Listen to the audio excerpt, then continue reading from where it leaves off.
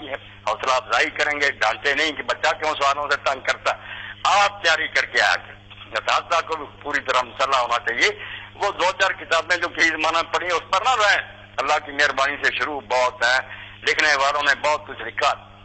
اپنے علم کو وسیع کریں، طالب علموں کی رہنمائی کریں اور ذہن میں وہ ٹارگٹ رکھیں. وہ منظر اگر نظروں سے اوجھل نا کہ مسلمان کو دنیا میں غلبہ دین کے لیے ہم نے تیار کرنا ہے. اس کے لیے دوسرے دنیاوی علوم بھی جو آپ سمجھتے ہیں کہ وہ اسباب کے طور پر آ جاتے ہیں، وہ ہم سیکھیں گے، اسلحہ چلانا سیکھیں گے، ہم ملک کی مینجمنٹ سے پھر ہی غلبہ اسلام کے وقت کارآمد کارکن ثابت ہوں گے. وہ بیکار نہیں علوم، مگر اصل علوم جن کی اللہ رسول نے تعریف کی ہے نا، اب لوگ ان سائنس اور دوسرے علوم پر ان کو منتخب کرتے ہیں. یہ بھی زیادتی ہے، ایسا نہیں. ان کے لیے اور باتیں بہت سے دلائل ہیں. دین میں جس علم کی فضیلت ہے وہ اللہ کی کتاب ہے اور رسول علیہ السلام کی سنت ہے. اس کے علاوہ کوئی شیء علم نہیں ہے. اللہ نے علم محض نہیں کہا، علم کا من بعد ما جاءکم العلم پراپر نام ہے کہ خاص علم جو اللہ کی طرف سے آیا وہ صرف وہ ہے جو اللہ نے نازل کیا. اور یہ ایسا علم ہے کہ اگر یہ آدمی نہ حاصل کرے، ساری دنیا کی ڈگریاں اس کے پاس ہوں، بہت بڑا وہ دانشور بندہ ہے، مگر علم میں کہ راہ حق نہ نماز جہالت، جس علم سے حق کا راستہ نظر نہیں آیا، اللہ نہیں ملا. اور آخر میں توجہ دلاؤں گا کہ 3 چیزیں جس کے بارے میں اللہ نے اپنے رسول کے بارے میں کہا کہ وہ اس کی تعلیم دیتا ہے: کتاب ہے، حکمت ہے اور آیات کی تلاوت کرتا ہے. اس سے تزکیہ ہوتا. پھر ان کی تشریح ٹھیک ہے، ہم حدیث کرتے ہیں. دوسری میری بات آپ سن لیں. قرآن مجید میں یہ تینوں چیزیں، ایک حصہ آیات کا ہے. قرآن بھی آیات ہے، مگر بالخصوص آپ نے دیکھا ہوگا کہ جہاں اللہ تعالیٰ اپنی نشانیاں بیان کرتا ہے کہ پہاڑوں میں، ستاروں میں، دن رات کی آمد میں، رنگوں کے آیات لکھوں میں، علم کے متلاشی لوگوں کے لیے اس میں نشانیاں. یہ حصہ جس میں دلائل بیان ہوئے نا، یہ قرآن میں آیات کا حصہ. اللہ تعالیٰ نے یہ نہیں تحکم سے منوایا کہ میں ہوں اور میری یہ صفات، دلائل دیے اپنے وجود کے اور ایک ہونے کے. اور یہ دور ایسا ہے کہ اگر کوئی بچہ اور استاد خود بھی مطمئن نہیں اور لوگوں کو بھی مطمئن نہیں کر سکتا کہ تم کیوں مانتے ہو کہ خدا ہے، جبکہ بہت پڑھے لکھے لوگ کہہ رہے ہیں کہ خود بخود کائنات وجود میں حیت کر رہی. ہمارا وہ علم کرام جو ہم پڑھتے تھے نا، حضور سر امکان والا، اس کو نہ سمجھتے نہ وہ کارآمد ہے. جو پڑھے گا اس کو پڑھا ہم نے، خود شک کا شکار ہو جائے گا. راضی سے کون بڑا ہے علم کلام کا ماہر؟ مرا ہے تو توبہ کر کے مرا ہے. اس علم سے سوائے کیلوں کا بھی کچھ نہیں ملا. یہ صرف نکما ہے. قرآن میں جو دلائل بیان ہوئے اللہ کے، اس کی نشانیاں، یہ حصہ جس کو کہا یتلو علیہم آیاتی. پیغمبر پہلے اگر منواتا ہے کہ اللہ ہے، قیامت پر حق ہے، میں رسول ہوں، اس کے دلائل دیتا. دلائل کا حصہ جو ہے آیات، اس سے علم کلام بن گیا. یہ علم التوحید، علم کلام کیا کہنا، یہ عقائد کا سارا علم جو ہے پر مبنی. اور دوسری بات ہے کہ وہ کتاب کی تعلیم دیتا ہے. کتاب قرآن سارا ہے، مگر یہاں قرآن کے حصوں کی بات ہو رہی. آپ دیکھتے ہیں کئی جگہ شرعی احکام دیے، وہاں کتاب اللہ علیکم، کوتب علیکم السلام، کوتب علیکم الوصیت، کوتب کا. تو جو شریعت ہے پھر لا فقہ کہہ حدیث کہہ جس میں زندگی گزارنے کا طریقہ کہ یہ حلال ہے، یہ حرام ہے، یہ تم کر سکتے ہو، یعنی وہ کتاب، اس کی بھی تعلیم دینی. پہلے قائد مضبوط کرنے کہ دلیل سے مانے اللہ کو اور آخرت کا رسول کو، پھر قانون دینا ہے کہ زندگی اب کیسے گزارنی ہے. اور پھر یہ کہ انسان بالغ ہو گیا، اب وہ زمانہ نہیں کہ بچے کو کہہ دیں یہ کام کر دو.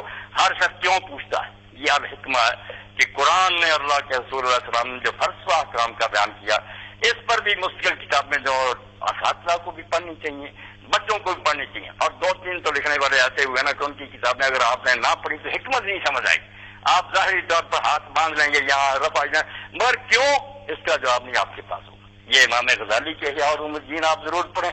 ان کی آخری عمر کی تصنیف ہے، محنت سے لکھی ہے. اس میں احادیث اگر ضعیف ہیں تو یہ ان کا فن نہیں تھا. بڑے بڑے جو مقصدی وغیرہ حدیث میں ضعیف ہے، اس کی نہیں بات، مگر جو نقطے بیان کیے ہیں دین کے فلسفے کے بہت سارا. اور شیخ عز الدین بن عبد السلام ہے.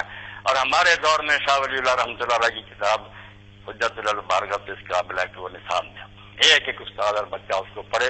بالخصوص اس کا دوسرا حصہ جہاں شاہ ولی اللہ رحمۃ اللہ نے حدیث کا فلسفہ بیان فرمایا، عقائد سے لے کر پوری شریعت آدمی پڑھتا ہے تو واقعی معلوم ہوتا ہے کہ ریشنلزم کا دور شروع ہو رہا تھا. انگریز آ رہے تھے، لوگوں میں یہ وبا عام ہو جانی تھی کہ ہم محض اللہ رسول کے کہنے پر نہیں مانتے، ہمیں بتاؤ یہ کیوں ہے. تو شاہ صاحب سے اللہ نے ایسی کتاب لکھوا دی جنہوں نے یہ بھی بتایا کہ دین یہ کہتا ہے، اور تھا یہ بتایا کہ دین یہ کیوں کہتا ہے، اس میں کیا منافع ہیں اور اس کو چھوڑنے سے کیا مضرات اور نقصانات ہوں گے. واقعی وہ کتاب اسم بام سننا حجت اللہ البالغہ اللہ نے ایسی لکھوا دی کہ اب کوئی شخص بہانا نہیں کر سکتا. ڈیریا ہو یا مسلم جو پڑھے گا وہ حق در نہیں کرے تو رق باز ورنہ مانیں گا کہ اس سے زیادہ حکمت برا دین کوئی نہیں ہو سکتا. تو آیات دلائل ہے، یہ ہر شخص کو پہنچنے چاہیے. آپ زبردستی اگر بچوں کو مراتے ہیں کہ ڈیریا مل گیا نا، اس نے ایسی دلیلیں پیش کرنی ہے، ایمان ہل جانا واقعی اللہ کوئی نہیں. اللہ کے ہونے کے بارے میں، آخرت کے بارے میں، رسول علیہ السلام کے سچا رسول ہونے کے بارے میں دلائل ہونے چاہیے، لاجک، منطق، اتنے مضبوط اور قوی دلائل کہ آپ پوری دنیا کے سامنے کھڑے ہو کر کہیں آؤ میرے ساتھ گفتگو کرو، کوئی ہلائے میرے ایمان کو. اور یہ یقین وہ دولت ہے، یقین پیدا کرے غافل، یقین سے ہاتھ آتی ہے وہ درویشی کے جس کے سامنے جھکتی ہے پھول. وہ بوریا نشین بھی ہوگا استاد، بادشاہ اس کے سامنے آ کر جھکیں گے، اس کا احترام کریں گے. ایسی چیز ہے یقین، یقین پیدا محکم کہ ہل نہیں سکتا کہ واقعی اللہ کو ایسے ہی دیکھے جیسے آنکھوں سے دیکھتا ہے، نظر تو نہیں آتا مگر دلائل میں ایسے ہی ہوگا، کوئی ہلا ہی نہیں سکتا. آخرت پر یقین ہے تو دلائل ہونے چاہیے جو احکام شرعیہ اس پر. اور اس میں بھی آپ اللہ کے لیے جیسے حکیم صاحب کا مشن تھا، اللہ ان پر رحم کرے، وہ یہی چاہتے تھے. لوگ کہتے تھے انہیں یار حدیث کے علاوہ حنفی کرو، کہتے یار چھوڑو، اس سے بلند ہو کر سوچا کرو. مسلمان سارے ایک ہیں، جس نے بھی محنت کی ہے دین کی خدمت کی، سب کی خدمات کا اعتراف کرو، سب کا پڑھو، فقہا کا پڑھو، محدثین کا پڑھو، اور عمل وہ کرو جو شاہ ولی اللہ رحمۃ اللہ علیہ کی الوصیہ میں انہوں نے کہا. فقہا نے حدیث کو نظر انداز کر دیا، فقیہوں نے جیسے امام ابن حزم ہے وہ جہاد کے منکر ہو گئے. حالانکہ دین کیسے آگے چلتا ہے، روزانہ نئے نئے مسائل پیدا ہوتے. کہاں ہے قرآن و حدیث میں لکھے؟ اصول ہے، تلاش کرنا پڑے گا. ہوائی جہاز میں نماز ہوتی ہے یا نہیں، یا اس طرح یہ خون دینا جائز ہے یا نہیں، لکھا تو نہیں ملے. اب دلائل سے یہ مستمد کریں گے کہ جائز بنتا ہے یا نہیں. تو اس لیے شاہ صاحب کا کہنا فقہائے محدثین کے گروہ میں شامل ہو، جو فقہ بھی پڑے ہوئے ہو، حدیث پر بھی بو رکھتے ہیں. ان کا جو مسلک ہوگا نا وہ معتدل اور متوازن ہوگا، اور ساتھ جو حکمت ہے اللہ کے لیے. اس کے لیے آپ بالکل یہ بلا جھجک میں موقع دوں گا انشاءاللہ، کبھی آپ کھلے دل سے سوال کریں. یہ تصوف کو برا نہ جانے، ہر شخص نے زبان پر چلا لیا. ابن تیمیہ رحمۃ اللہ علیہ حالانکہ یہ نہیں کہتے تھے، مگر اب یہ راؤ چل گئی حاضر کہ صوفیہ، افکار صوفیہ، اور ان کی باتوں کو بگاڑ کر لوگوں کو متنفر کر دیا. وہ بالکل بے دین نہیں تھے، کتاب و سنت سے باہر نہیں تھے. اتنے بڑے امام ہیں شوکانی رحمۃ اللہ علیہ، اللہ تعالیٰ آپ کی جان سے فرماتے ہیں ریاض المقادر کی کہ میں نے جب فتوحات اور فصوص خود پڑھی، یہ ابن عربی کی کتابیں جو بہت بدنام ہے کہ ان میں کفر ہے، کہتے ہیں میں نے جب خود پڑھی تو پتا چلا کہ ان میں ایک بات بھی خلاف شرع نہیں، صرف ان کی کچھ اصطلاحیں ہیں. جو اس طرح نہیں سمجھے گا، آپ ڈھیر بازوں کے بعد بیٹھے ان کی بات ہی نہیں سمجھ آئے، ان کی اپنی بولی ہو. صوفیہ کی بولی سمجھ لیں، پھر پڑھیں گے جو قرآن میں پڑھ رہے ہیں، جو حدیث میں پڑھ رہے ہیں، یہ ہوگا. مگر وہاں اخلاص ملے گا. وہ صرف ظاہری جو ہے نا عبادت کہ چھلکا ہو، صبح سے شام تک آدمی کھانا نہ کھائے، بیوی کے بغیر روزہ ہو گیا، وہ کہتے ہیں یہ تو ظاہری روزہ، یہ فقہ کا روزہ. مگر اصل کا جو ہے مطلوب روزہ وہ ہے جس کے بارے میں حضور فرماتے ہیں کہ جس نے برائی نہیں چھوڑی، بری باتیں نہیں چھوڑی، اللہ کو کیا ضرورت ہے کہ وہ کھانا پینا چھوڑے. یہ عبادت میں روح پیدا جو کرتے ہیں، اس کو تصوف نہ کہیں، احسان کہیں، جو مرضی کہیں، مگر یہ دین کے 3 شعبے ہیں جو اساتذہ کو بھی سامنے رکھنے چاہیے. طالب علم جو نبی کا کام تھا، تلاوت یاد آتے نہیں حضور پڑھتے تھے، دلائل دیتے تھے، دلائل پڑھ کر سناتے تھے، اور کتاب کی تعلیم کیا دیتے تھے؟ شریعت سکھاتے تھے. اور پھر حکمت کی تعلیم دیتے تھے کہ اس عمل میں جو روح ہے، اس کا جو فلسفہ اس کو بیان کرتے تھے. جب اس کو آدمی سمجھ لیتا پھر یہی حج، روزہ، نماز دینا یا آسمان کی بلندیوں کو چھوتے ہیں. آدمی کو وہ لذت اور کیف نصیب ہوتی ہے جو باتوں میں نہیں سے بیان نہیں ہو سکتی. جس پر یہ حال وارد ہوگا وہی سمجھ سکتا ہے کہ صوفیہ کا بھی بہت بڑا احسان ہے. باقی ساری دنیا جانتی ہے، نہ فقہا، نہ محدثین، نہ صوفیہ، کوئی معصوم نہیں ہے. وہ تو اللہ کے نبی ہیں جن کی اللہ نے حفاظت کی. باقی کچھ باتیں غلط بھی ہو سکتی ہیں، مگر اس کے لیے مطالعہ ضروری ہے. اور یہ گمراہ فرقے جو ہیں ان کا بھی پڑھیں. حضرت عمر رضی اللہ تعالیٰ عنہ کا یہ قول ہمیشہ ذہن میں رکھیں. حضرت عمر رضی اللہ عنہ کے سامنے کسی نے کہا کہ فلاں آدمی اتنا نیک ہے کہ وہ برائی کو جانتا ہی. آپ نے فرمایا انا للہ و انا الیہ راجعون. پھر تو وہ برائی میں پڑ جائے گا. جب وہ برائی کو سمجھتا نہیں پڑ جائے گا، اور سمجھے گا نہیں لاشعوری طور. تو جو سمجھتے نہیں کہ یہ فرقے کیا کہتے ہیں وہ جواب بھی نہیں دے سکتے. آپ پوری ہمدردی سے سب کا پڑھیں.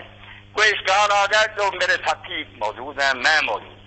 کوئی سوال آپ کے سامنے آ جائے، منکرین حدیث کا ہے، قادیانیوں کا ہو، کسی اور گروہ آپ لائیں، مگر علم کو آپ وسیع کریں، اس کو محدود نہ رہنے دیں، ورنہ جو اصل برکت اور ثمرہ علم کا وہ نہیں حاصل ہوگا.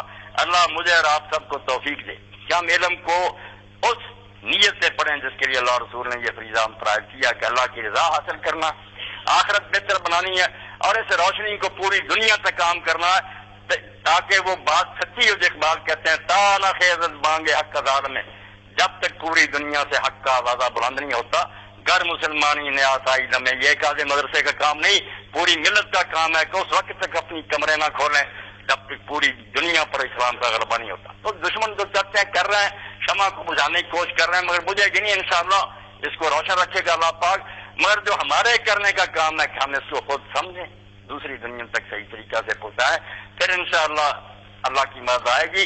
واشرا کا ترز بنور رب، اور زمین اپنے رب کے نور سے چمکے گی۔